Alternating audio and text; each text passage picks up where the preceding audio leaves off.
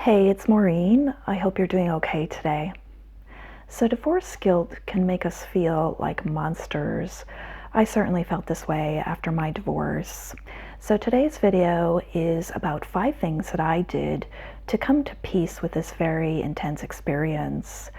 Of course, there are plenty of others. If you'd like to share any, please feel free to add to the comments below. And I hope you'll get something out of this video and perhaps find some comfort. So thanks for watching, and let's get started. 5 things to ease divorce guilt.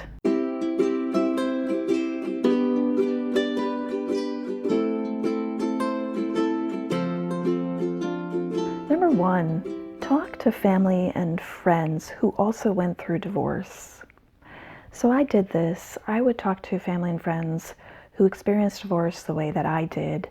So in my divorce, I was the one who did the leaving, and this came with a level of guilt that I wasn't expecting. At times it made me even question why I went through the divorce. At times I felt like I was in an abyss. I was homesick. I missed my kids. I missed my house. And I missed the security of marriage. So on top of this, I also felt like I had hurt so many people because I left, and I felt selfish and wondered if I'd made a mistake. So reaching out to family and friends, they were able to remind me of some of the whys, and they were also able to offer me some advice as to how they got through this. And the other thing is that it's easy to feel like you're the one that did all the hurting in divorce. And that's not to blame anyone. That's to release yourself of this guilt, because what you did came from great pain, and you did this to try to improve things. My father, who also went through divorce, one time when I was feeling particularly low and questioning why I went through this, gave me some really good advice. He said, "Unfortunately, we can't reset the clock and get a do-over. We also tend to bury the hard parts, the reason we make life-changing decisions. Memories tend not to be as bad as life was. You made a decision based on great pain, so remember that." Number 2, stay in the moment. When you first come out of divorce or when you first leave, staying in the moment is really difficult to do because there are so many question marks. And I know this was true for me. I spent a lot of time wondering what could have been. And as someone who is also a future thinker, I find staying in the moment very difficult. So I would hear over and over again that just being in the moment and not dwelling on the past is a much better way to move forward with this, because you can't go back in time and change things. So practice staying in the moment, stay focused on where you are and what you're doing, as Yoda would say.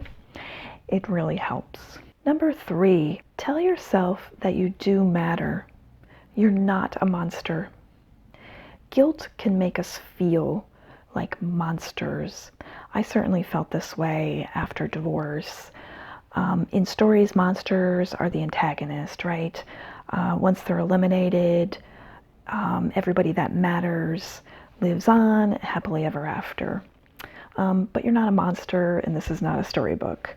You didn't make this life-changing event to be a bad guy. You did it to make things better for yourself and for the people you care about. So you're not an antagonist, and you matter to the people in your life. You will live on, and life will go on with you after this storm. Number 4, focus on a new purpose. So when I left, I lost my old life, which was taking care of my children full time and taking care of my house and being a wife. And during the initial state of shock from divorce, I didn't realize how much of a hole that leaving this had left me. And during the first year and a half, I filled this void with bad dating experiences, going to restaurant bars, and drinking too much. But once I reached my limit and tired of this, I could at last feel the void, that emptiness, and it was empty. It hurt like hell. It was silent. My kids weren't there. It was very painful. And it finally dawned on me once I'd cleared out all these distractions, that my purpose in life had been lost.